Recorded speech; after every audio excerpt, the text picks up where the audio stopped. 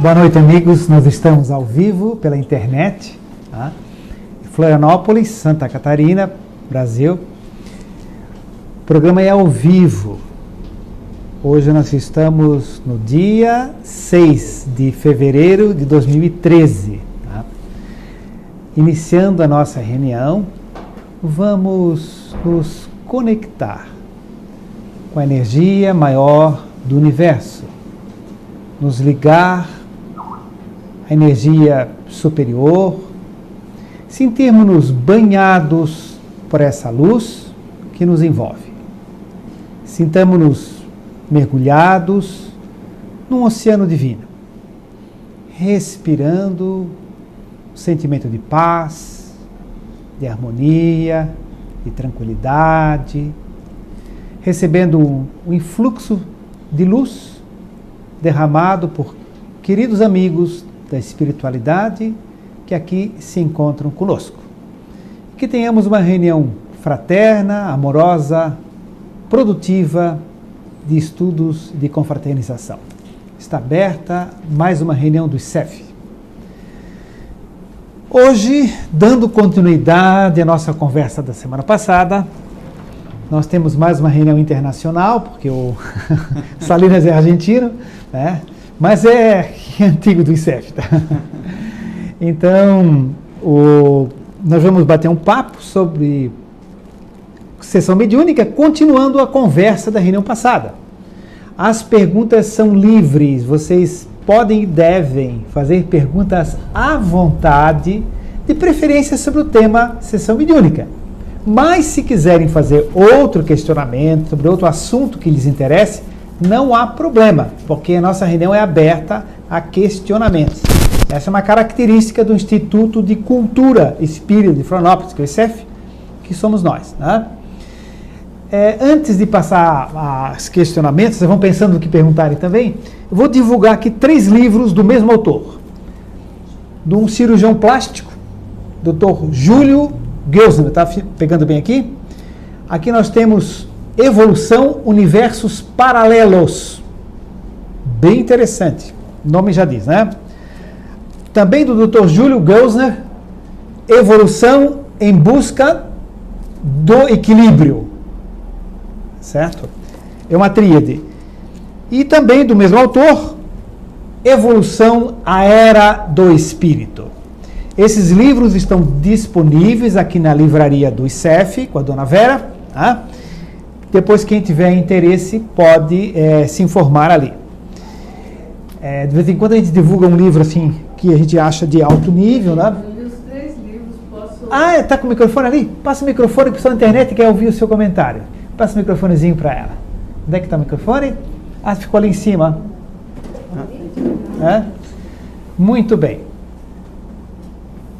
Então, a Miriam estava comentando. Que esses 3 livros eu adquiri, li Sim. os 3, gostei demais e indico. Ótimo. Bom, a senhora é uma devoradora de livros, estudiosa, é uma boa informação. Então, né? Então tá certo. Cida, quer falar alguma coisa? Nós também, além da a maioria, teve o primeiro livro, nós inclusive tivemos ele em estudo, pela palestra que o Dr. Júlio fez conosco em São Joaquim. Então, daí nós começamos um estudo, o primeiro, o segundo e o terceiro eu li, porque eu li, mas o primeiro, inclusive, nós estudamos e foi bem interessante. É o começo, assim, realmente, da roda da vida, muito da evolução, né? Muito importante. Ok, então tá certo. 2 depoimentos de pessoas que já leram o livro. Bem, amigos, então vamos iniciar. Vocês vão pensando que quiserem perguntar sobre sessão mediúnica ou outros assuntos também que tenham interesse. Bem, vamos iniciar. Uma pergunta da internet da semana passada, sim, de Blumenau, do Francisco. Então Certo. vou iniciar com ela, né? Claro. Tá? Na sessão mediúnica, você pode evocar os espíritos ou a comunicação se dá somente de lá para cá? Certo. É conhecido, né, que toda a comunicação se dá realmente de lá para cá.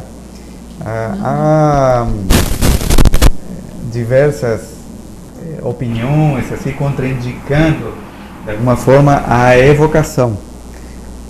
Só que essa contraindicação tem a ver com o objetivo da evocação. Evocar significa chamar pontualmente alguém, né?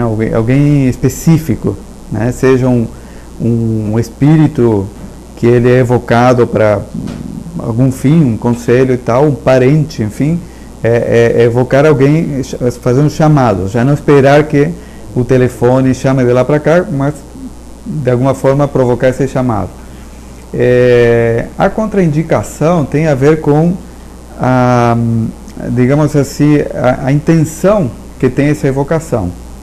Quando você evoca por um interesse, curiosidade, às vezes uma saudade negativa, vamos dizer assim, de falta de resignação, porque quer evocar um parente, etc., esse tipo de evocação realmente é contraindicado. Às vezes, no exercício de um trabalho mediúnico, nós terminamos evocando, né, por conta da utilidade do trabalho. É útil chamar algum tipo de entidade, é útil às vezes chamar o próprio espírito que está sendo atendido, né, o encarnado, digamos assim, chamar ele em desdobramento, e às vezes evocar espírito que está sendo tratado no plano espiritual. Então, a contraindicação tem a ver com essa questão do fim, às vezes a emoção estar tomando conta dessa evocação. Mas em trabalho mediúnico, às vezes, certamente evocamos com o fim de utilizar essa evocação para benefício desse trabalho. Existe até uma diferença de dois verbetes muito parecidos, que é invocar e evocar, certo? A palavra invocação é simplesmente chamar um espírito sem uma razão técnica correta, sem um direcionamento, sem um amparo, sem um estudo, sem saber exatamente o que está fazendo. Isso é uma invocação, chamar um espírito, invocar. Agora, evocação, ela tem uma conotação diferente. Como o Salinas acabou de explicar, nós fazemos aqui no ICEF evocações específicas quando se tem uma razão muito séria, um objetivo muito superior e uma finalidade bem clara, certo? Inclusive nessa evocação, ele acabou de citar, vocês perceberam, se também se faz o chamamento de uma pessoa viva que está dormindo, viva assim, após a morte, continua vivendo também, mas encarnada no sentido, né? É que às vezes alguém não sabe o que é encarnado. Então, a pessoa viva, encarnada, a gente faz o chamamento dela quando está dormindo e ela se comunica na sessão mediúnica para que a gente tenha um diálogo esclarecedor, como fosse uma psicoterapia, certo? Então, um grupo altamente treinado, inclusive tem psicólogos no nosso grupo, tem médicos, tem um grupo já que trabalha há 10, 20, alguns, como eu, trabalho quase 50 anos no trabalho mediúnico, né? Desde garoto que frequentava. Aliás, depois de garoto, precisamos falar algumas coisas sobre crianças. Claro, né? Claro. Então, se faz o chamamento quando há um direcionamento claro. Exemplo, uma mãe fez um atendimento fraterno aqui no ICEF. Aí lá, bateu um papo ali com Salinas, com a dona Helena, seja com quem for, fez um atendimento fraterno e pedindo auxílio muito sério. Meu pai está com um problema muito grave, muito sério, sei lá, uma hipótese, ele é alcoólatra, isso, aquilo e tal, não conseguimos resolver o problema dele, todo esforço é difícil e tal. Se coloca o nome, o endereço, se faz irradiações, o Salinas tem um grupo de irradiação aqui bem organizado, se faz as irradiações, depois então leva-se o nome dele para a sessão mediúnica, os médiuns se desdobram, saem do corpo, vão até a casa da pessoa que solicitou o atendimento, isso é em desdobramento, estão todos aqui, né? Vão até lá, veem um ambiente, se fazer perguntas depois sobre isso, podem fazer, fazem uma limpeza energética, etc., atendem os espíritos enfermos, e depois, quem está coordenando a sessão, ele ou eu, o outro, que esteja coordenando, a gente muitas vezes solicita que essa pessoa, se puder, se desdobrar e dê comunicação. E o médium recebe a pessoa. ali. E às vezes ele diz, olha, onde é que eu estou? Por que eu estou aqui? Eu estava dormindo, o que é isso? É um sonho e tal. E a gente conversa com ele, conversa longamente com ele. Então, é uma evocação, sim. Mas é um grupo treinado, organizado, tem gente que estuda bastante, tá? Então isso é feito. E outra coisa, não se faz invasão na casa de ninguém. É porque a pessoa solicitou, sempre. Ninguém vai visitar a casa de ninguém de forma nenhuma, certo? A pessoa solicitou, houve necessidade, está comprovado que é um caso sério, então se faz esse direcionamento, tá? Então, respondendo a questão que se evoca, né? Perfeito. Nesse caso da evocação do encarnado, logicamente é com o consentimento dele. Então, ele é avisado que naquele dia, determinado horário, porque ele tem que estar dormindo para ser evocado, não é? São duas situações. Primeiro, às vezes, a pessoa que está sendo atendida, aqui, continuando com o exemplo do Dr. Ricardo, a mãe vem, solicita um atendimento de um filho que está passando por problemas, né? Às vezes esse filho não sabe que está sendo feito um atendimento. É feito um atendimento por intermédio de alguém que solicitou. Então, essa visita a esse filho, né, que está com essa dificuldade é feita pelo grupo. Há uma conversa com ele, se faz esse chamamento, né, e se estabelece essa conversa. Aí você tocou num ponto também, que é se a pessoa precisa estar dormida. Nem sempre. Nem sempre. Dormida é espanhol, sabe? Dormindo. Dormindo. Era isso, né? Obrigado. Então, a pessoa está dormindo, nem sempre, né? A pessoa que está em estado de vigília, às vezes, às vezes ela tem um momento, chamamos uma pequena viagem, está prestando atenção em alguma coisa e de repente tem um pequeno lampejo de segundos. Esses segundos, do ponto de vista do plano astral, representam muito tempo, acontecem muitas coisas. Então, às vezes, a pessoa não tem consciência, mesmo estando consciente, daquela conversa que teve numa sessão mediúnica com um grupo que está conversando e dialogando com ele. Ele se manifesta, conversa, responde, né? Só que em um outro plano de consciência. Então, a pessoa às vezes em estado consciente, não dormindo, né?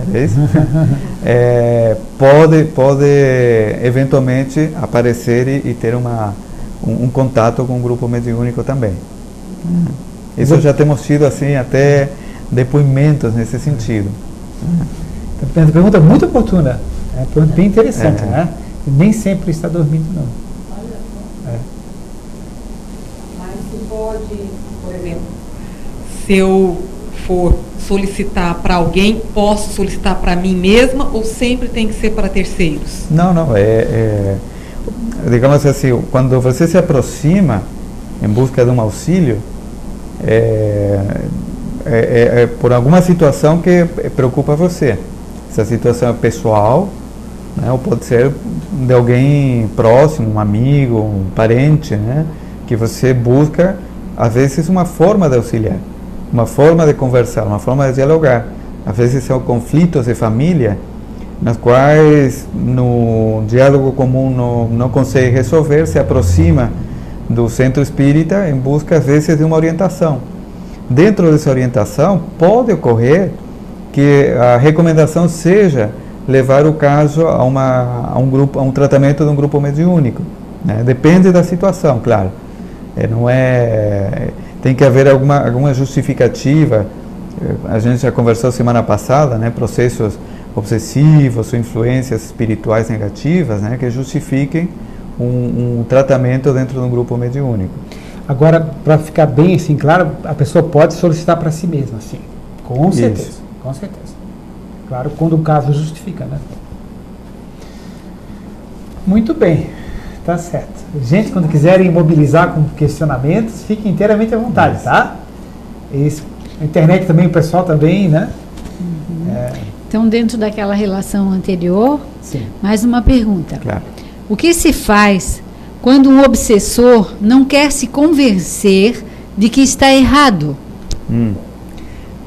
Bom, normalmente ele nunca se considera errado, né?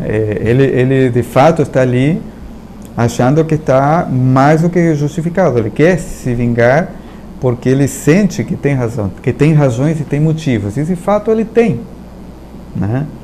Então, o que fazer? Mostrar outros ângulos, né? Você estabelece um diálogo com ele, primeiro se colocando no lugar dele, entendendo o lado dele, né? Você não vai conseguir de alguma forma influenciar esse espírito chamado de obsessor, né? De que ele está errado, simplesmente dando motivos às vezes doutrinários e tal. Você tem que conversar, deixar ele se manifestar. Então, uma vez que você entende o lado dele, você começa a mostrar outras variantes. Primeiro, a consequência na qual ele está se submetendo. O que ele está colhendo por conta dessa postura. Porque tudo é uma questão de postura. Se ele quer se vingar, porque ele se sentiu prejudicado, ele foi de fato prejudicado, foi um fato que já aconteceu, né? Ele foi assassinado, vamos supor, no passado, pela pessoa que hoje ele está obsediando. Um exemplo, né? O fato ocorreu. Então, muito provavelmente, ele tem motivos reais para querer se vingar, querer que aquela pessoa sofra. Então, esse motivo nós não podemos tirar dele. Esse motivo existe. Agora, o que está resolvendo? Normalmente, esse é um modelo, uma forma de abordagem. O que resolve nesse momento dele de hoje se manter preso àquela situação, a essa situação de vingança, né? Normalmente, situações de anos, de décadas, de séculos, às vezes preso àquela situação, né? Então, começamos a mostrar que há outras possibilidades, que existe uma lei de ação e reação, existe uma justiça divina que atua, né, inexoravelmente. Então, se há alguma consequência que aquela vítima de hoje, mas que foi o assassino de ontem, vamos nesse exemplo, essa pessoa vai ter a colheita da justiça divina, seja porque essa pessoa hoje se modificou, está com uma postura diferente, está amando, está produzindo coisas altamente positivas para compensar aquele passado, seja porque não conseguiu se mudar e naturalmente vai colher. Isso é a justiça universal, a justiça divina. Nós não precisamos agir dentro desse conceito. Então, mostrando esse lado, mostramos que ele pode se libertar daquilo, ser feliz do jeito que ele pode ser, enxergar, às vezes, companhias, a mãe, da avó, de parentes, de amigos daquele passado também, que estão próximos e não conseguem acessar porque eles estão focados naquela necessidade de vingança. Então, que ele pode de alguma forma se desprender de tudo aquilo para se dedicar a ser feliz e não estar preso àquela situação. Então, um processo obsessivo é um processo de solução para aquele espírito obsessor. É um amparo, uma forma de mostrar que ele tem condição e merece ser feliz, não continuar sofrendo e remoendo e revivendo aquela situação dolorosa do passado.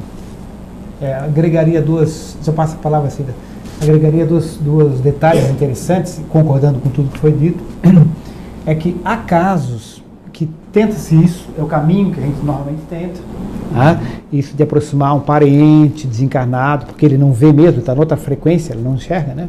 Aproximar esse parente desencarnado, um amigo desencarnado, mostrar para ele, como ele falou, as consequências do que vai acontecer se ele continuar com esse ódio por cima dessa pessoa. Inclusive nós usamos, a gente pode até depois falar sobre isso também, né? A gente faz projeções em telas mentais.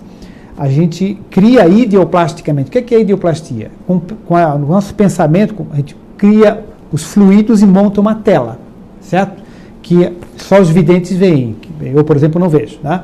Então, digamos, eu ou ele, estamos falando ali, diz, olha, vai ser projetado nessa tela à sua esquerda, vai ser projetado o que vai acontecer se você continuar agindo assim.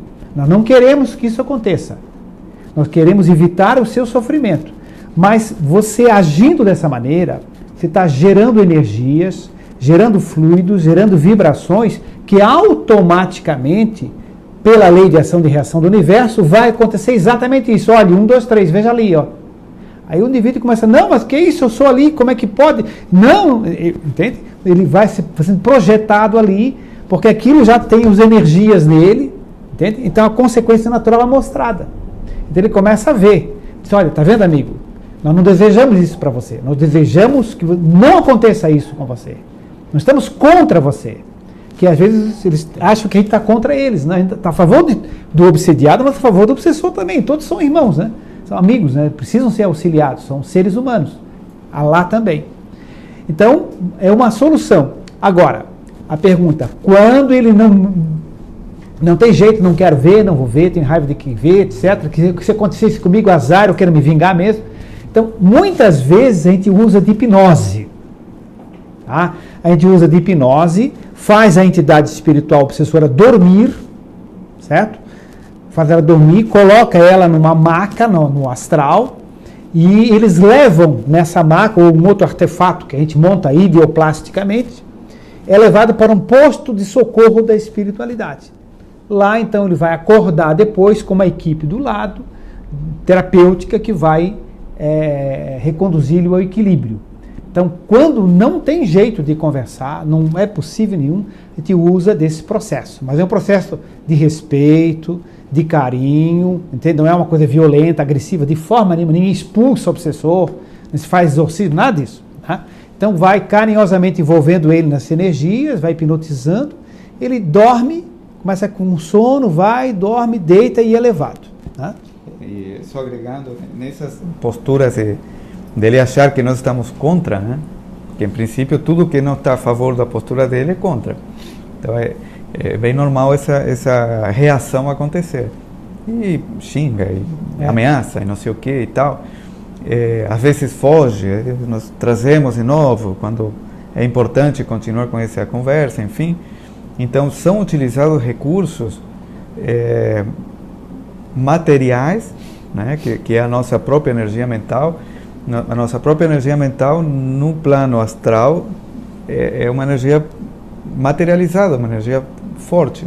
Então tem a condição de alguma forma de manipular objetos, de criar, mostrar às vezes um espelho. Assim como é uma tela mental, você pode produzir um espelho que mostre que a situação atual dele. Já viram pessoas assim amarguradas, pessoas negativas, que estão com, você vê assim, nossa, essa pessoa está com um astral péssimo. Isso a pessoa consegue no plano da carne. Imagina num plano mais utilizado, que se plasma de uma forma muito mais fácil a deformação que se produz. É muito maior. Então, você mostra um espelho, você mostra o aspecto que às vezes a pessoa tem e leva um choque. A pessoa não tinha reparado, né? Traz uma imagem anterior, traz uma imagem atual e já leva um choque. Então, os recursos até chegar o momento de adormecer e levar com carinho, com respeito, até chegar a esse ponto, os recursos para chegar a um entendimento são inúmeros. É verdade. Cida, quer perguntar algo? Ou colocar? A respeito dos mentores. Certo. Pode um obsessor se passar por um mentor na abertura de uma reunião mediúnica? Tá. É boa. A Cida perguntou bem assim, porque tem dois momentos fundamentais, né? Um é um momento dedicado ao contato com a espiritualidade elevada, né? Que é um momento de conexão da equipe com a equipe astral, que é no início e no final, né? E a outra é o momento do trabalho em si, né? Então, já passo a responder essa parte dos mentores, mas no momento do trabalho em si, ocorre com frequência e com mais naturalidade que espíritos se passem por uma coisa que não são, né? Se fazendo bonzinhos, elevados e tal, só que não consegue de alguma forma manter essa postura por muito tempo, né? A espiritualidade de luz brilha, é leve, né? Você consegue detectar, digamos assim, muito facilmente por indicadores e até sinais, sentimentos, vários fatores, e principalmente tem uma equipe, tem vários médiuns interagindo com a situação. Então, normalmente, alguns sempre vê, aquilo não é o que parece, né?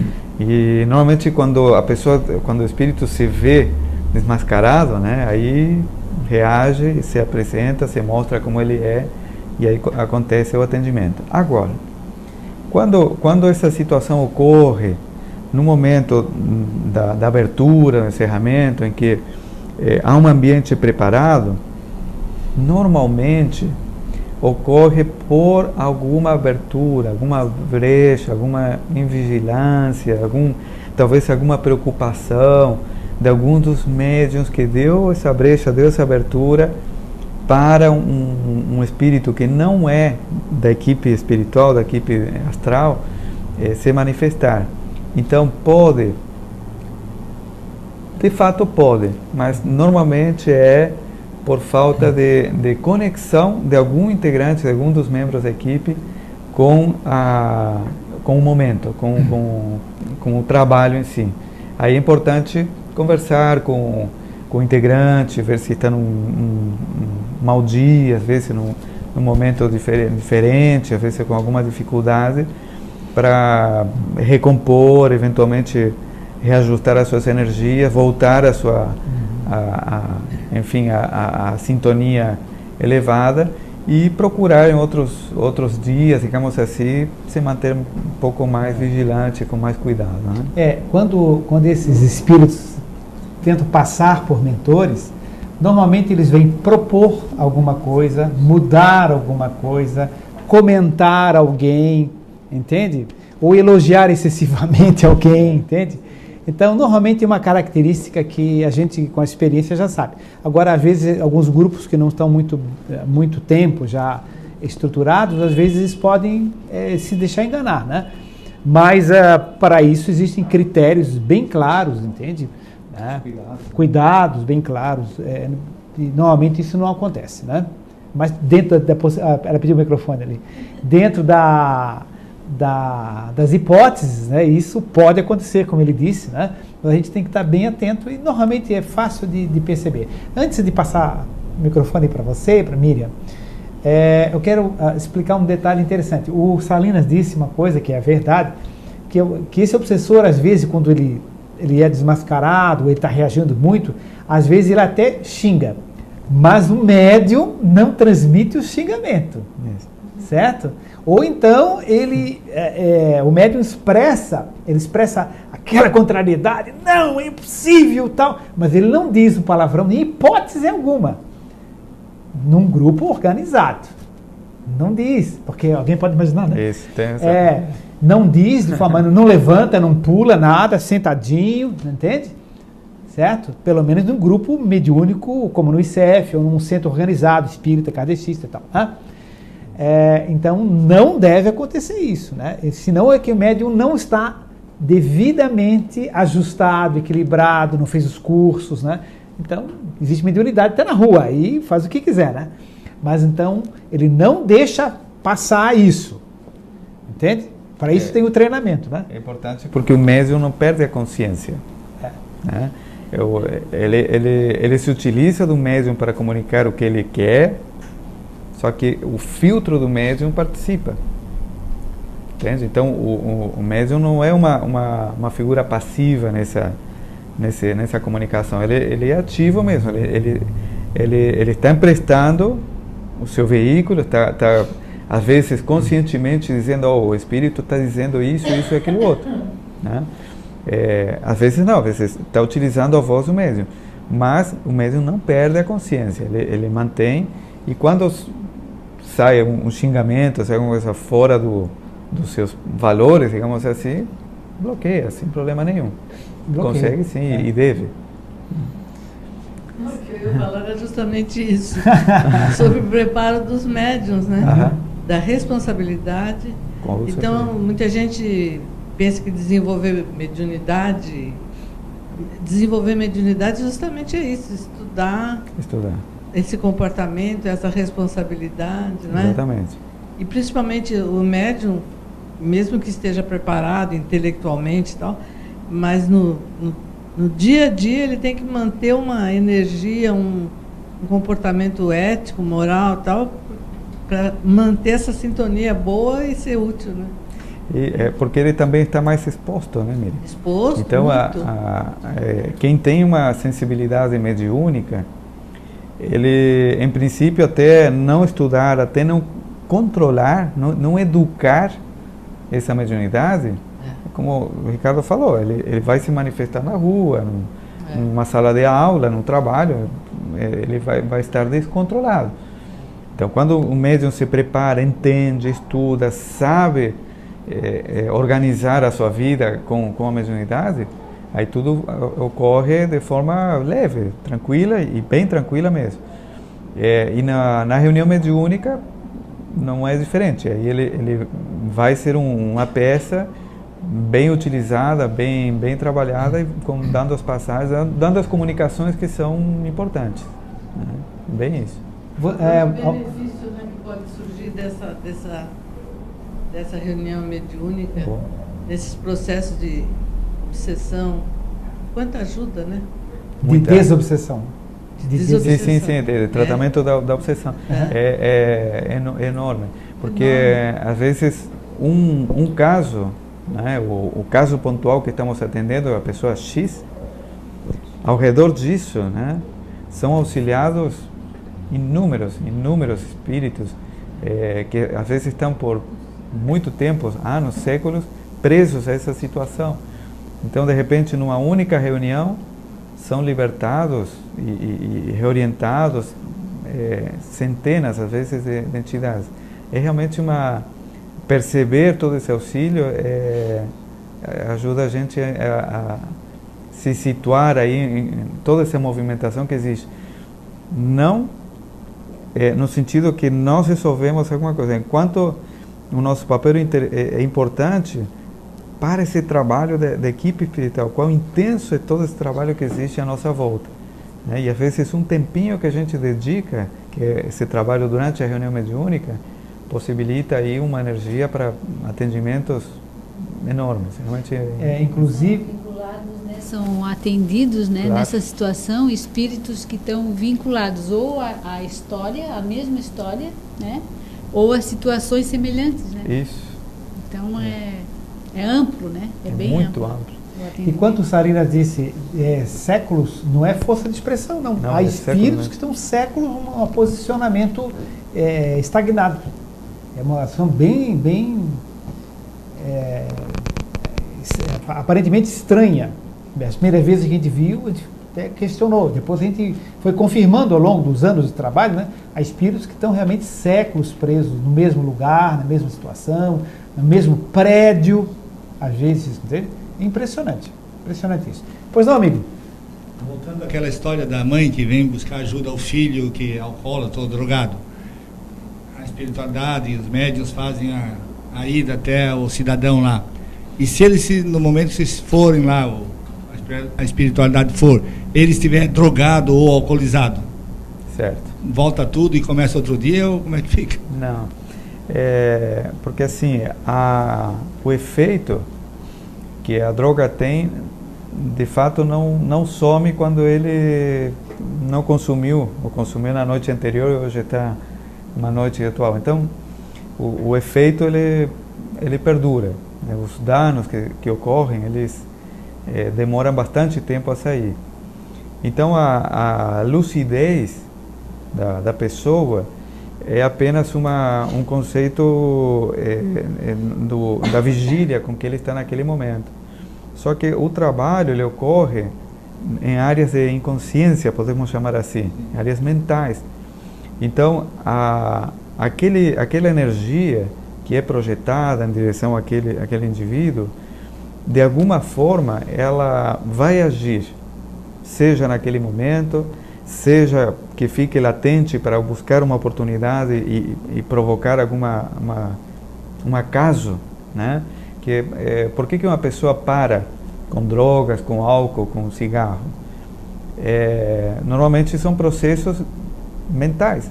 A pessoa vai meditando sobre aquilo, vai se sentindo desconfortável, vai se sentindo mal. E uma hora resolve, de um estalo, e hoje eu vou parar, né?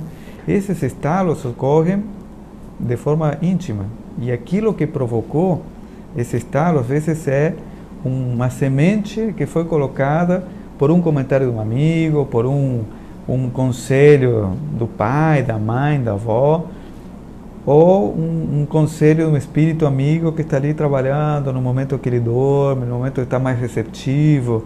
Então, esse trabalho ocorre em áreas que vão ficar aguardando quando ele dê a abertura necessária para poder agir, né? Inclusive, quando os médios se desdobram e vão até a casa dessa pessoa que está num estado alcoolizado, drogado, né?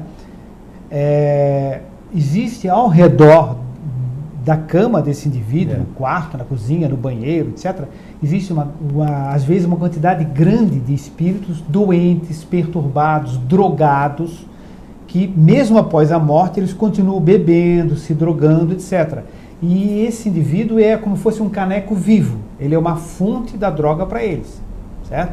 Então, mesmo que ele não esteja disposto, muitas vezes, ou consciente, embora tudo isso que ele falou aconteça, que é muito importante, essas entidades espirituais são encaminhadas, ou por diálogo, de várias formas, ou por um processo hipnótico, entende? A gente encaminha essas entidades aí. Às vezes levam-se horas, às vezes levam-se semanas, várias reuniões, mas se consegue encaminhar, entende? É difícil às vezes, né? Algumas vezes vão só dormindo mesmo, né? Outros, de repente, vê a antiga namorada, uma filhinha, começa a chorar e são encaminhados, né? É feita toda essa sintonia, esse trabalho, e isso, mesmo que o indivíduo não esteja participando, todo esse grupo de espíritos enfermos, doentes, que estão ali, eles são encaminhados, entende? E depois se faz também uma limpeza energética dos fluidos, das energias aderidas à parede, ao barzinho, ao banheiro, enfim, tudo que existe lá, que os médiuns desdobrados percebem, se faz a limpeza energética. E tem técnicas para isso, entende? E aí facilitando que o processo de irradiação, ou a postura de um psicólogo, ou dos parentes, ou de pessoas interessadas na melhoria dele, consiga penetrar mais fácil nele, compreende? Porque aí ele está isolado com ele mesmo. Não tem mais a influência externa, né? Tá? Vai facilitando o campo. Exatamente. Agora, o seguinte, não existe nada mágico no planeta, sabe? Quando a pessoa não quer mesmo, não tem solução total. Tem a mesa ameniza, etc. Mas é o tal negócio. É como chega um cliente no meu consultório, né? Chega assim, eu vim aqui porque minha mãe mandou. Tudo bem. Amigo, posso ajudar? Eu não quero ajuda nenhuma. A mãe que mandou vir aqui e tal. Mas, amigo, você foi lá, pagou a consulta aqui, vamos conversar. Não, você pode falar, eu vou ouvir, mas eu uso cocaína, não estou afim, vou continuar usando e tal. Então você gasta seu latim, explica, fala, demonstra. Se acabou, tá bom, posso ir embora? Então essa pessoa é muito difícil você tratar a pessoa que não está afim de, né? Então essas questões são fatores que dificultam muito, né? Às vezes até impossibilitam, né? Tanto a nível médico como a nível de trabalho mediúnico, né? De desobsessão. Então é bom a gente ter consciência que não tem nada assim de que a gente vai resolver o problema de todo mundo se a pessoa não quiser, não fizer um esforço mesmo, né? Isso é importante. Aliás, né, doutor Ricardo, é muito mais fácil a gente tratar um espírito desencarnado do que muitas vezes um espírito encarnado.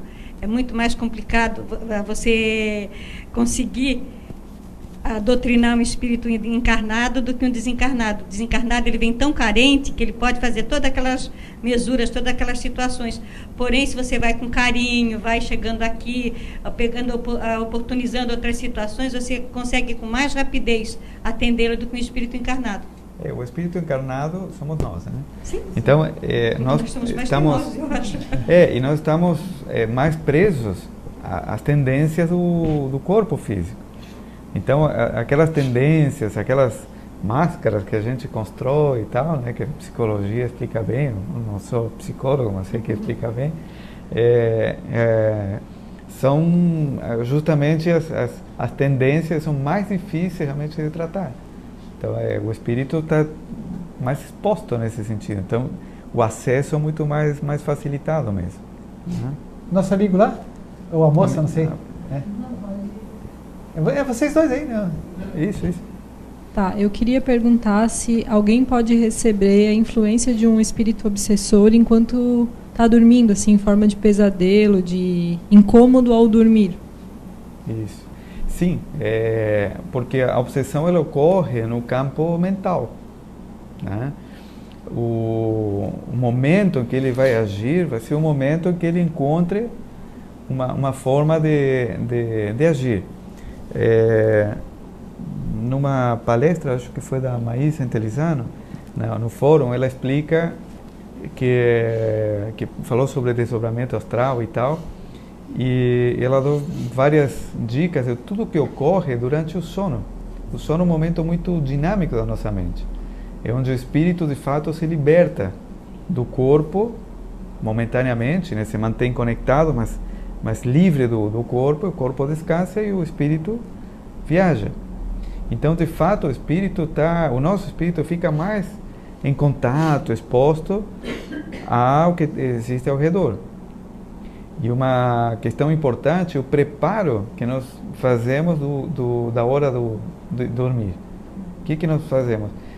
Há uma conexão com a espiritualidade, é um momento de relaxamento, estamos indo em calma ou estamos indo com todas as tensões, com preocupações sabe, com uma carga negativa para dormir, porque realmente o espírito liberto nessa situação vai estar conectado com energias negativas. Aí a obsessão, a influência negativa é o que vai ficar mais facilitado. Então a maneira de se proteger é antes de dormir, tá emanando esses pensamentos positivos assim. Uma leitura construtiva, uma música suave, né? Uma prece, uma conexão, uma forma de ir dormir em paz. Talvez é a melhor proteção. Eu tenho esses episódios de pesadelo faz bastante tempo, assim, desde a infância, onde eu levanto, eu grito, é desesperador, assim, com muita agitação, né?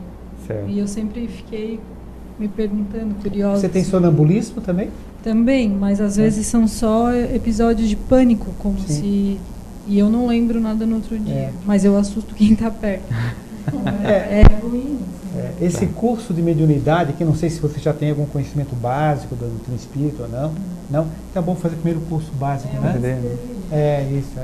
Depois, então, tem os cursos de mediunidade mais adiante. Bem interessante, tá? Isso.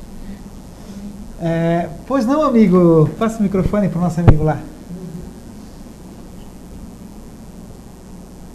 Por exemplo, quando passamos a morar em um apartamento, se o morador anterior consumia droga e mais alguma coisa, quem vem pacificamente morar nesse apartamento, ele absorve alguma coisa? Em caso positivo, o que façamos para nos livrar desse malefício do morador anterior? Bem, excelente. Assim como quem morou antes pode e de fato contamina, né, o ambiente, tanto que provavelmente você vai ver o ambiente sujo e etc, né, fisicamente feio, vamos dizer assim. Tem que fazer uma faxina antes? Tem que fazer uma faxina, uma limpeza antes. Do ponto de vista energético é importante fazer essa faxina, vamos dizer assim, né? Então, o que ocorre? Assim como pode haver uma influência negativa, o novo morador tem a capacidade de fazer uma influência positiva, né? Você, com uma postura renovada, com um comportamento equilibrado, harmonizado, uma família com um comportamento bem estruturado, você vai não reverter, vai influenciar esse ambiente de forma positiva. Há como reforçar com auxílios de quê? Por exemplo, no ICEF, no Centro Espírita, de maneira geral, tem trabalhos de irradiação, que podem irradiar energias para aquele ambiente de harmonização, de reequilíbrio, né? De limpeza. Vamos supor que você saiba concretamente, aí teve uma pessoa que consumia drogas, que tinha vícios, etc. Então, se envia energias de limpeza, de renovação energética, para renovar esse ambiente. Então, muito rapidamente, na verdade, você vai reacondicionando o ambiente, tanto física como energética e espiritualmente. Bem colocado, sim. E é bom lembrar, porque existe, sabe, Salinas, existem muitas pessoas ou grupos tal, que fazem fisicamente alguma coisa, tipo bota defumador e água com sal, etc. Não é necessário isso. O trabalho tem que ser mental, certo? Tem que ser mental e não com um objeto físico ou com uma fumaça, coisa parecida, tá? Então a gente deve fazer mentalmente. Há até uma maneira simples, muito simples. Você está numa casa nova, então você pega um pincelzinho, certo? Vai pintar, porque precisa pintar, ou vai raspar, e no momento que você vai fazer a pintura, você bota uma música clássica, você bota uma música de relaxamento, uma música de reiki, uma coisa assim, e enquanto vai pintando, vai pensando em saúde, harmonia, paz, amizade, entende? Vai pensando as coisas bonitas, o passarinho lá fora, a nuvem. Está chovendo muito, que maravilha a chuva, é bom para aumenta o reservatório da casa, lava as ruas, né? É bom para as plantinhas, né? Então você faz um trabalho mental enquanto pinta, certo? É uma coisa prática. Não é que a tinta vai fazer alguma coisa, é a sua mente que vai fazer. Mas você pode aproveitar e dar uma pintadinha, né? E faz isso de uma forma simples. Evita assim, vou botar uma vela, vou botar um defumador. Nada disso, ou vou passar água com sal. Não precisa. É tudo mental, certo? Aquilo são energias mentais, não é um objeto físico que vai atuar ali. A nossa mente, ela produz energias inimagináveis, né? Tanto que o nosso corpo adoece, né, ou ganha saúde por conta de nossa postura mental. Então, o ambiente que nós vivemos, ele é extremamente sensível, né, à postura mental que temos. Esses exercícios enquanto a gente trabalha, renovando o ambiente, enquanto a gente cozinha, enquanto faz, às vezes, uma tarefa do dia a dia, colocar uma energia, pensar naquilo com carinho, com amor, ele transforma aquilo numa irradiação, num processo de energização do ambiente fantástico. Funciona. Funciona mesmo. No lar, exatamente. Fazer o evangelho no lar. Que essa é uma indicação clássica que a gente dá, né? Que basicamente podemos chamar de evangelho no lar, podemos chamar de momento de estudo, de harmonização, independente do nome. O que consiste esse momento? Destinar 30 minutos, né? Pode ser mais, pode ser menos, mas um tempo para, num dia, uma hora combinado, na família e diretamente com a espiritualidade, né? Existe essa conexão, dedicar a essa leitura. Então você dedica 30 minutos, olha só, 30 minutos de uma semana, que é nada em termos de tempo. Então 30 minutos que você dedica essa leitura, a refletir sobre aquilo que leu, de uma forma elevada, você cria um contato, uma cumplicidade com aqueles mentores, aqueles espíritos que estão protegendo você, o seu ambiente. Então isso cria um contato positivo que renova e mantém uma energia valiosíssima na casa. E não precisa ser médium, não precisa ser fenômeno mediúnico nenhum. Nada. Muito bem. Então tá. Da internet alguma questão já? Não. Existe. Tem 2 perguntas da internet. Vamos lá. Tem do Francisco de Blumenau. Mais uma perguntinha. Como podemos... Bom, vou na primeira porque uma tem conexão com a outra. Tá. Numa reunião mediúnica, pode-se resolver problemas de saúde física ou somente a psíquica?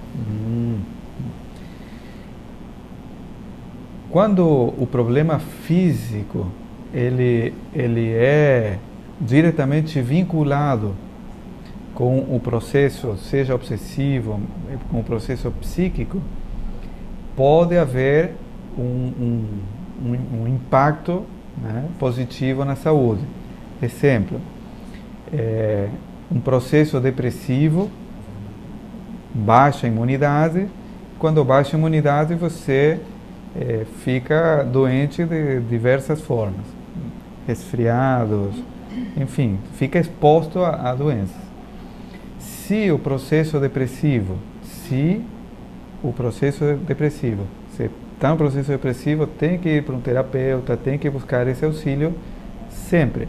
Mas se o processo depressivo está vinculado com um processo de obsessão, muitas vezes ocorre que você resolve o processo de obsessão, esse processo de obsessão liberto, explicado, bem esclarecido, renovado, resolve ou ameniza, né, e permite sair desse processo depressivo e, portanto...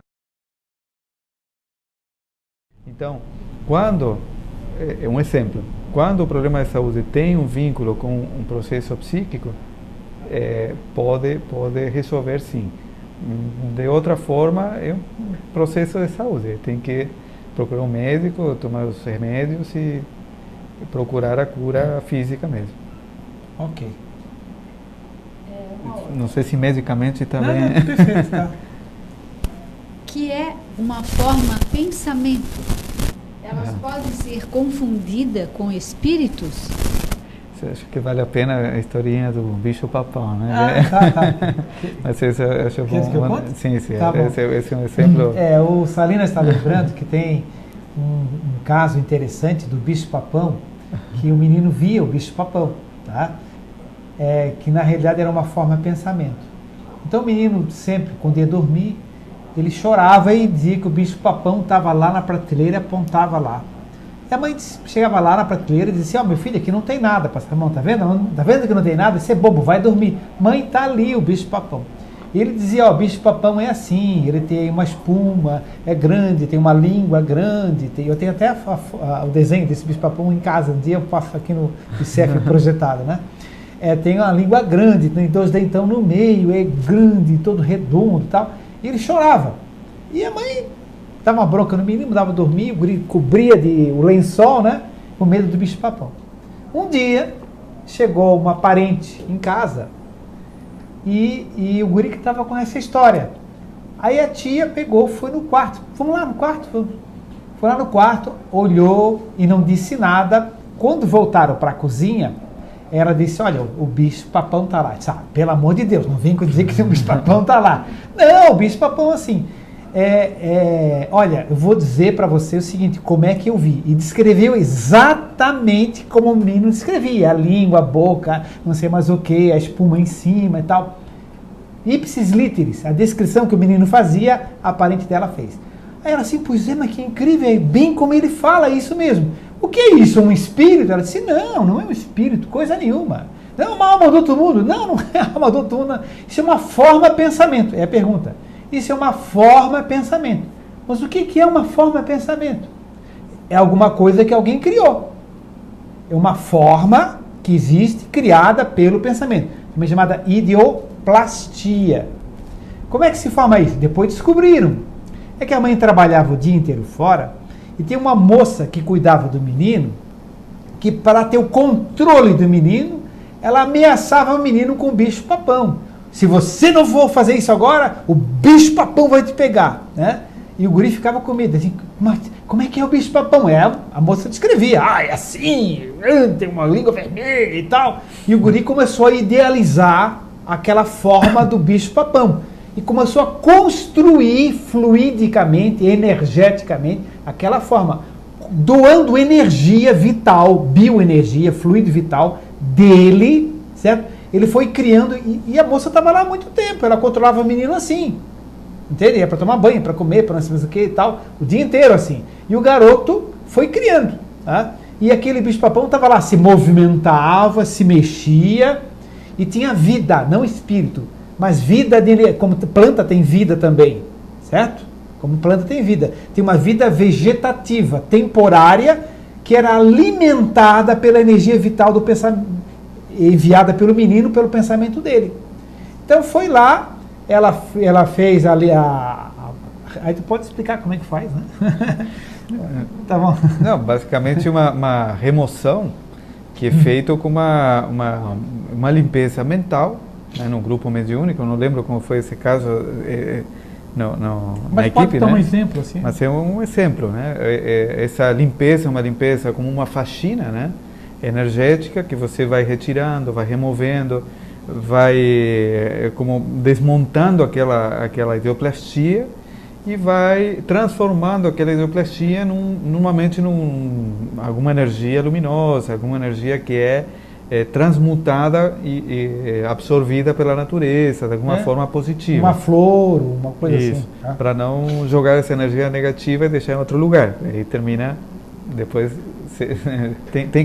tem que desmontar e sempre transmutar para que aquilo mude a polaridade, negativo para positivo, se transforme em luz e se aproveite de uma forma produtiva. Querem ver outro exemplo de forma de pensamento? Casos, por exemplo, de pessoas que veem filmes, né? Filmes de terror. Né? Tem casos que você vê filmes de terror e você fica aterrorizado mesmo. Né? Aí à noite sonha, tem pesadelos, sei lá o quê, e passa de repente algum filme que provocou uma impressão mais forte a crescer mentalmente dentro da pessoa. Então você passa a criar uma forma de pensamento produto, às vezes, de uma experiência teoricamente inofensiva, né? Como é assistir um filme.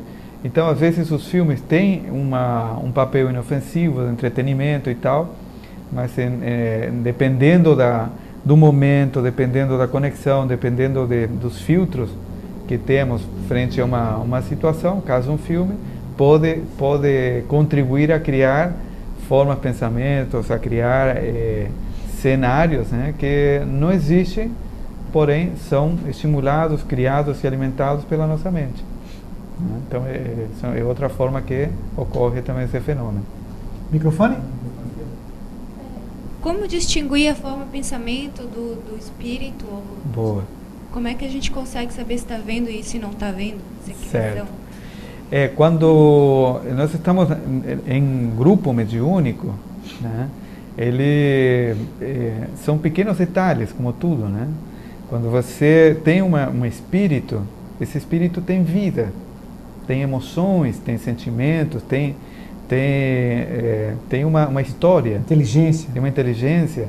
Forma de pensamento não tem. É como se fosse um pedaço de carne fisicamente, é orgânico, mas não tem espírito. Né? Então, essa forma de pensamento está lá, tem forma, tem aspecto, mas não tem vida. Então, você termina identificando e tratando como tal. Não tem vida espiritual, embora tenha fluido vital, entende? Mas que é diferente, né? Diferente, Fluido vital, ele é uma energia, né, que permite que ele se movimente, que tenha, um pedaço de carne às vezes tem energia vital também, mas não tem vida, não tem inteligência, não tem aquilo que tem o espírito. Não dialoga, por exemplo. Não dialoga, exato.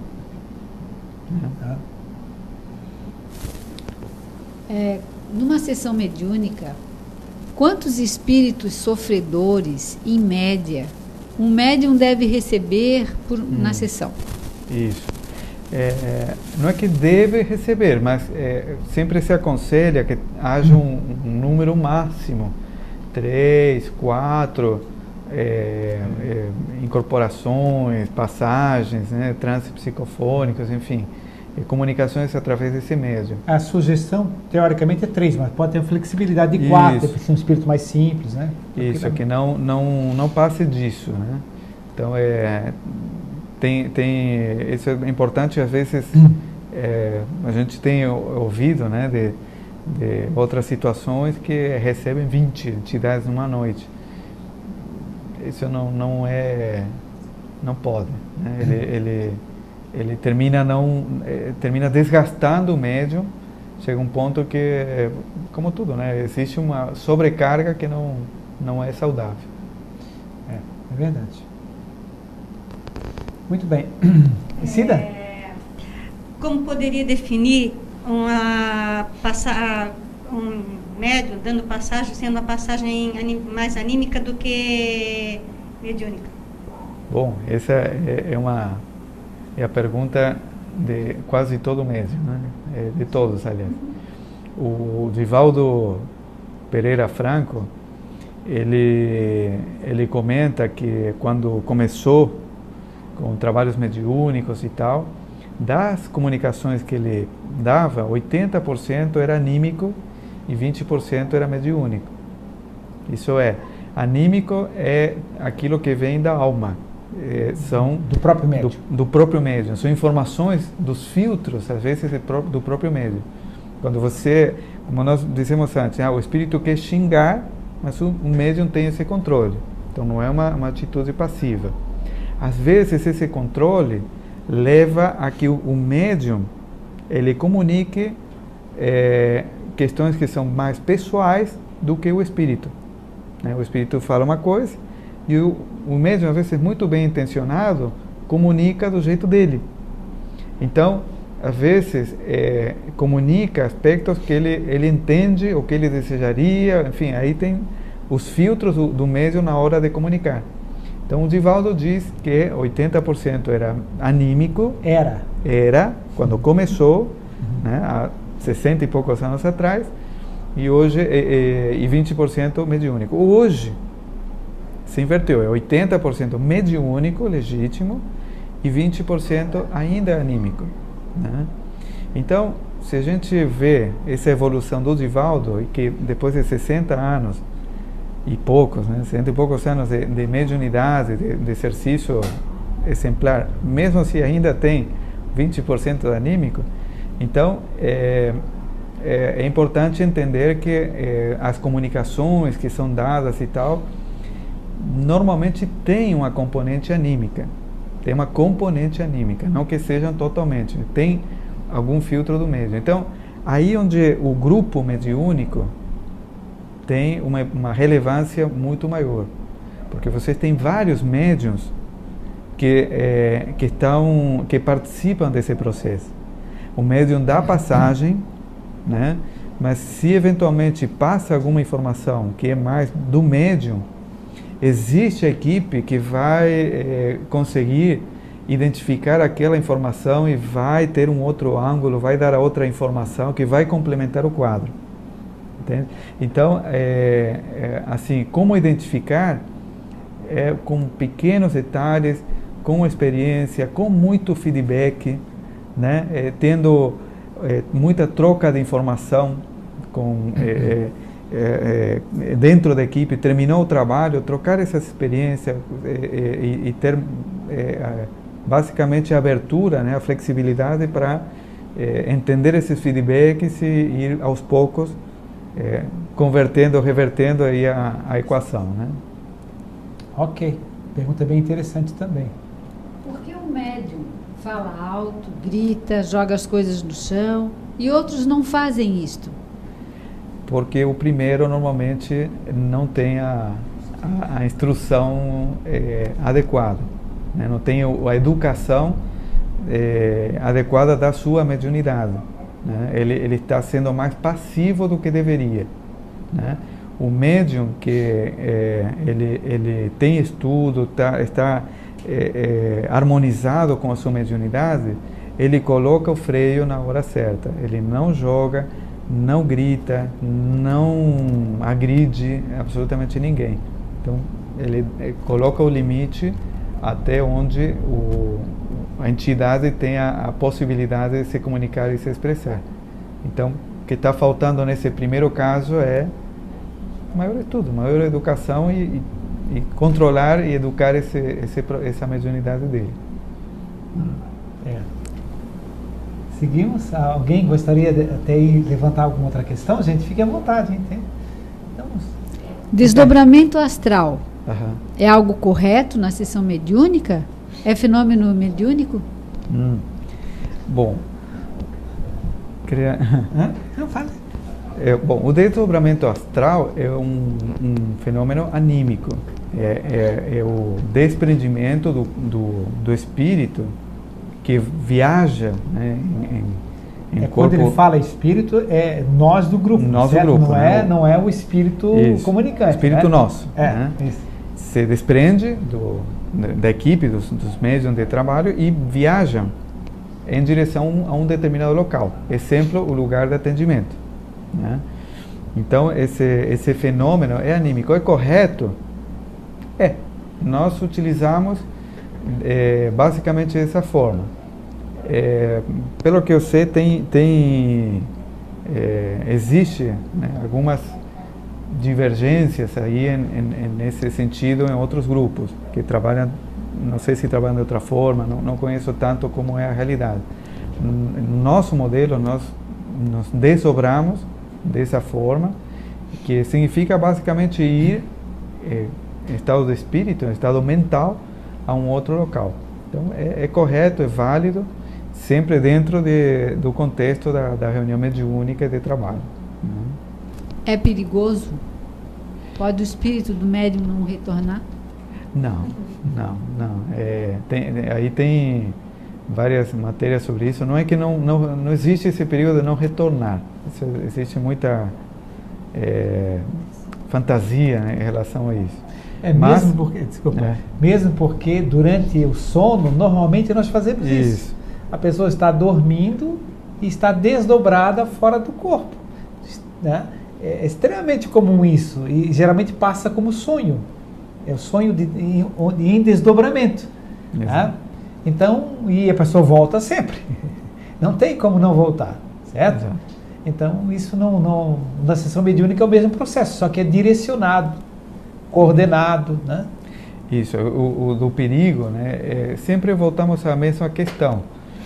Se nós vamos brincar de desdobrar e ver onde a gente vai e tal, é como a gente sair sem rumo, né? Se nós saímos um dia, pegamos o carro e vamos sem rumo a qualquer lugar, estamos provavelmente nos expondo a cair num lugar que nós não gostaríamos. Então, o desdobramento astral, dentro do conceito de uma reunião mediúnica, ela acontece dentro de vários sistemas de proteção espiritual. Tanto que tem exercícios para você não se desdobrar e sair voando por aí. É um trabalho em equipe. Se você está em equipe aqui e em desdobramento, vai para cada um para um lado diferente, você simplesmente não produz o que a equipe precisa produzir. Então, a equipe tem que ir como equipe a um determinado ponto. Então, tem exercícios para você trabalhar dessa forma. Né? Existem outros estudos já assim de desdobramento astral, que não é o nosso trabalho aqui no ICEF, em um grupo mediúnico, em que a pessoa individualmente se desdobra em forma consciente, viaja e vai. Para isso tem estudos e exercícios e práticas específicas de desdobramento astral. Como tudo, tem que trabalhar em segurança, tem que estudar, tem que educar e tem que trabalhar com a informação, a maior quantidade de informação possível. Né? Exatamente, e sempre com a ética em primeiro lugar, certo, né? Certo. Sempre, tranquilo. A ética no sentido de não imaginar que a gente vai desdobrar de um lugar, espiar alguma coisa, uma situação, alguém, voltar, e isso nos privilegia de alguma forma. Tudo está dentro de uma lei de ação e reação, tudo que nós produzimos volta, então a ética tem que estar acima de absolutamente tudo. Então, bem lembrado. Certo. As pessoas em sessão mediúnica devem ter lugares fixos ou isso é indiferente? Certo. Não é que devem, é uma recomendação nesse sentido. Quando, que nem em qualquer tipo de trabalho, a reunião mediúnica não é diferente. Normalmente há uma disposição, cada um tem a sua cadeira, vamos dizer assim, o seu lugar dentro do grupo, e é praxe a gente ocupar o mesmo lugar. Por quê? Porque de alguma forma é o nosso lugar. É o nosso lugar de trabalho, aí nós estamos colocando a nossa energia, o nosso momento, o nosso espaço e a nossa conexão com o plano espiritual. Então, se recomenda sim manter o mesmo lugar. Uma outra recomendação é intercalar, né, médiuns com médiuns. Todos somos médiuns, segundo a literatura e o conceito, mas existem médiuns de sustentação, existem os médiuns ostensivos, né? Aqueles que dão passagem, comunicação e tal. Então, se sugere intercalar um médium de sustentação e um médium ostensivo.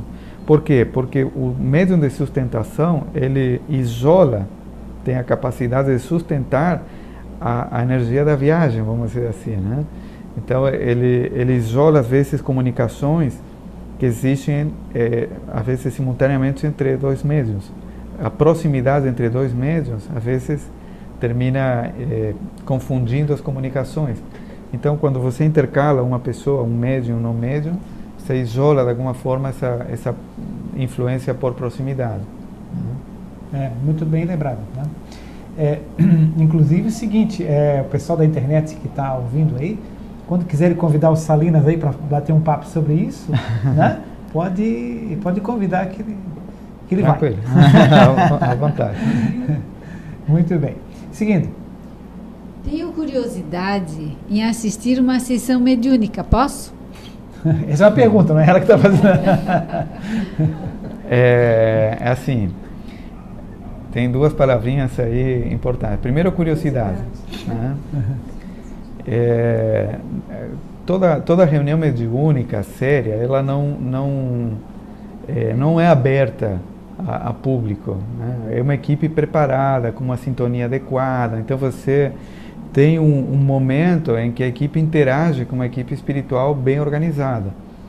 Então alguém que vem por curiosidade para ver como é que está fora de toda essa sintonia, não combina com aquele processo. E certamente não ajuda. Tudo que não ajuda não necessariamente atrapalha, mas no risco de atrapalhar não está aberto a esse tipo de visitas. Às vezes, né, ocorre não por curiosidade, mas sim por trocas de experiências, por intercâmbios entre casas espíritas, de grupos mediúnicos, de forma pré-combinada e tal, trabalhadores visitarem trabalhos de outros grupos, né? Isso nós temos esse tipo de intercâmbio nos grupos do ICEF. É muito bem-vindo, tem sido experiências altamente produtivas, né? A Cida está aqui, ela volta e meia vem e participa desses intercâmbios. Francisco de Blumenau, né? Francisco Blumenau. Então tem vários casos, né, de intercâmbio, são maravilhosos, né? Mas está sempre embasado na contribuição, na colaboração, na soma. E esse tipo de visitas são, sim, muito bem-vindas. Sem dúvida. Já foi comentado alguma coisa sobre ideoplastia.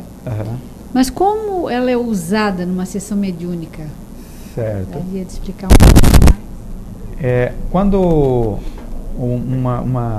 um tratamento é realizado, até agora falamos muito na conversa com entidades, principalmente entidades sofredoras, como dialogamos com ele.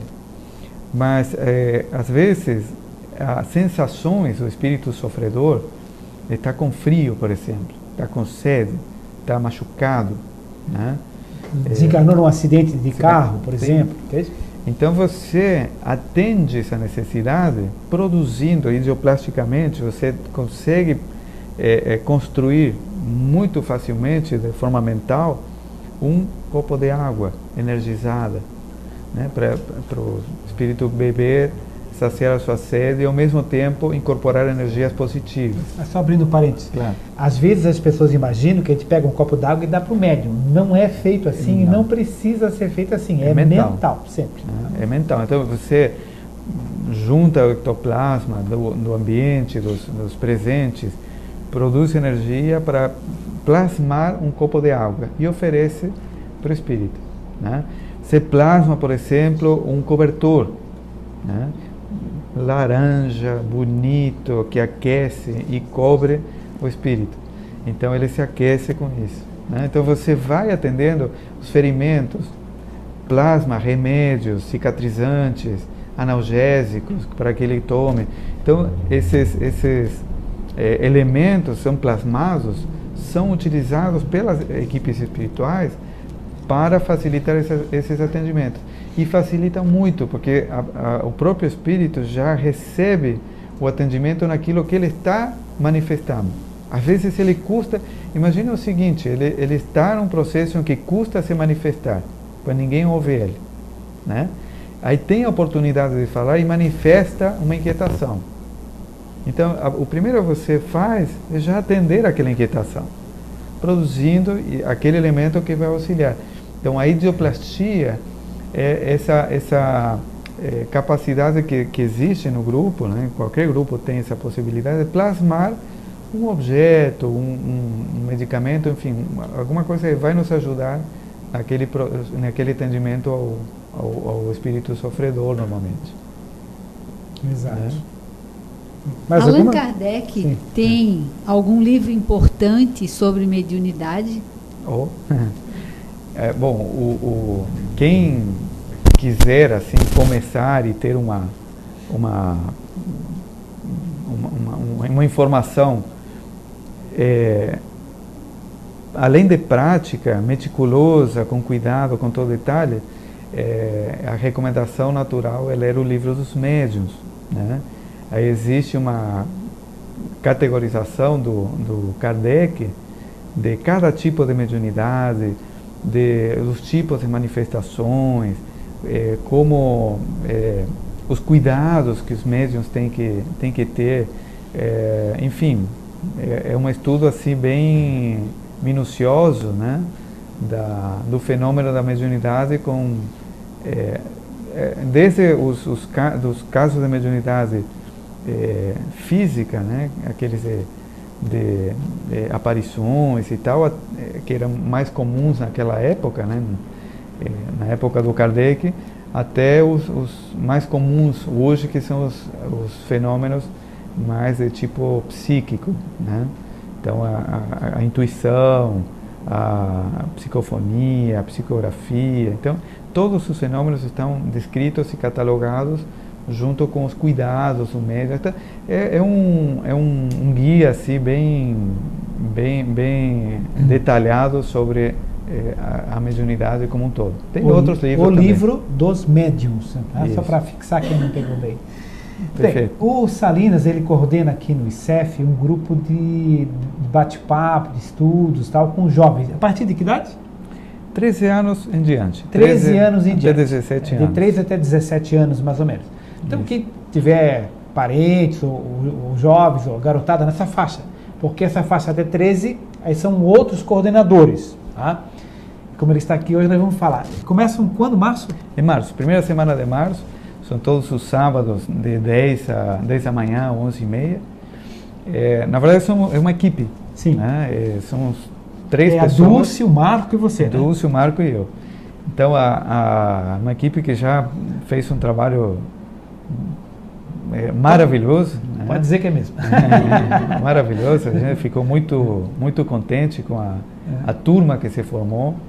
E assim bem diversificado, com uma atividade de estudo e um pouco de entretenimento também, né? A gente sai do ambiente, faz passeios, e sempre procurando o debate, né? O jovem, ele tem uma sede diferenciada de conhecimento prático das coisas que acontecem com ele no dia a dia. Então, uma questão que procuramos desde o início, né, com a Dulce e o Marco, um trabalho maravilhoso. Não, é uma sede, né? Isso. Não uma sede. Isso, o não. que eu falei? Tudo bem. Sede? É certo. Fome, então? Certo. Então, o que acontece? A forma em que acontece a reunião, ela é bem dinâmica, bem assim... participativa, né? Então, bem descontraída. Então, procuramos, assim, dos assuntos que eles mesmos nos trazem, né? Às vezes provocar um encontro para falar sobre isso, para tratar aquilo. Dinâmica, para dinamizar o momento e trazer o exemplo de uma forma mais lúdica, né? Então, é bem interessante o aprendizado que ocorre dos jovens e muito mais nosso, né? Aprendemos muito mesmo. Quando a gente mais ensina, mais a gente aprende. Impressionante, né? E ensinar e aprender, viu, Ricardo? Vocês têm uma história... Dia 18? Primeiro sábado de março. Primeiro sábado de março. De março. Tem que fazer a inscrição? Tem. É só dar um nome, pode ser a Vera, pode ser aqui comigo. Né? Biblioteca, livraria, só dar o nome ali. Deixa eu ver, já vamos colocar a data. Enquanto ele vê a data, sim, quer falar? Não, é só para comunicar agradecimento aos participantes, né, da internet que participaram hoje conosco e também ao canal 100 do Alamarrez que está... 500, canal desculpa, 500 do canal Alamarrez. 500 do Alamarrez. Nosso agradecimento ao canal 500. Bem, dia 12 de março. 12 de março. 2. Dia 2 de março, sábado, 10 da manhã, aqui. Né? Aqui mesmo, nova sede. Isso. O COEM. Mais uma atividade. Nós estamos começando 20 e... Qual a data de fevereiro, né? Ele vai anunciar o curso de mediunidade. 27. 17 de fevereiro começa então o COEM 1, curso de orientação e educação medianímica, né? Mediúnica e anímica. É o primeiro ano desse curso que basicamente começa a tratar a mediunidade como um assunto da nossa responsabilidade. Então, vai ser durante o ano 2013. Quem quiser participar, mais uma vez, na livraria, pode fazer inscrição. Tudo é livre e gratuito, né? Bem, antes de encerrar, em primeiro lugar, agradecimento para o nosso colega, né? Que veio aqui participar conosco essa semana, foi muito bom, muito agradável. Eu queria lembrar vocês que nós estamos com um quadro aqui que foi recebido mediunicamente por uma médium, de olhos fechados, com a mão esquerda. Em poucos minutos ela pintou esse quadro, está assinado por Renoir, certo? Recebido mediunicamente. É um quadro, eu acho belíssimo, assim, com natureza no fundo, uma dama antiga, um casarão no fundo com flores, né? E esse quadro foi doado para a nossa instituição, ele vai ser rifado. Não pode mais rifa, é ação entre amigos, né? Certo? Então, quem tiver interessado, não só em ajudar a instituição, mas até a oportunidade de ganhar o quadro, o bilhete da rifa é caríssimo, custa R$5 um bilhete. Geralmente a pessoa compra vários bilhetinhos, né? Mas pode comprar um só também, não há nenhum problema. Então, quem tiver interesse pode ir na livraria ali, adquirir o bilhetinho, que pode ter oportunidade de ter essa preciosidade em casa, né? Então, eu quero. Também. Tem muito de ótimo. Então, tá bom. Mas vai ser sorteado, inclusive, aqui em público depois, dia 13 de março, né? Bem, meus amigos, agradecendo a nossa... Participo, mas você tem uma reclamação. Eu nunca ganho uma ação entre amigos. Pois é. Há anos que a gente participa aí. Mas um dia sai, né? Bem, Bem, amigos, então vamos nos conectar com a espiritualidade amiga. Se bem que estivemos conectados todos esses momentos, né? Mas vamos intensificar essa conexão. Imaginar pétalas de flores caindo sobre nós, energizadas, perfumadas, sentindo essas pétalas de flores sendo absorvidas pelo nosso corpo energético. Respirando esse perfume, sentindo essa brisa agradável do vento que toca no nosso rosto, sentindo as luzes suaves da espiritualidade que nos envolvem, respirando essa atmosfera e levando conosco esses fluidos agradáveis para os nossos lares. Que a paz esteja com todos. Está encerrada mais uma reunião do ICEF. Quarta-feira vai ter reunião normal, embora seja quarta de cinzas, coisa assim, né? Mas a reunião normal, ok?